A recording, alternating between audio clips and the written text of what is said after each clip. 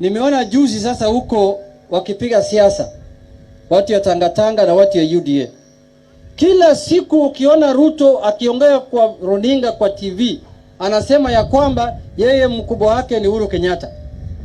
Yeye ni naibu rais. Anatukumbusha kila siku, I am the deputy president of the Republic of Kenya. Kama wewe ni deputy president na mkubwa yako ni Uhuru Kenyatta, kwa nini unaenda unapigana na Uhuru Kenyatta kwake nyumbani huko Kiambaa? Si ungemwachia kama yeye ni mkubwa yako? Mtu anadharau mkubwa yake, anaenda anapigana naye paka kwake kwa bedroom yake huko nyumbani.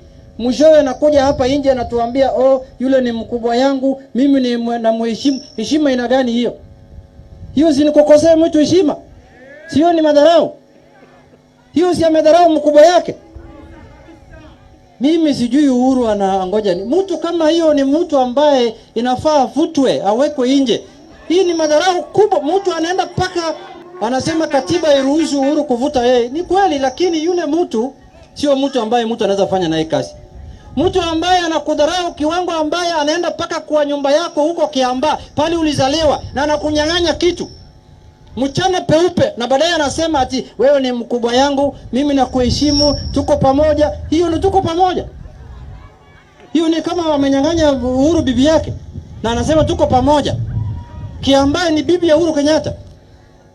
Mimi nimehuzunika sana vile huyu jamaa amemfanyia mkubwa yake. Mimi siwezi kumfanyia mkubwa yangu na baba yangu kiongozi hapa. Siwezi kitendo kama hiyo, siwezi kumfanyia. Kusema kweli mbele ya Mwenyezi Mungu siwezi kumfanyia. Nitasubiri mpaka siku ile tutamalizana na yeye ndio niende nifanye vitu vingine vibaya. So hii shetani kama hiyo, shetani alaani, shetani ya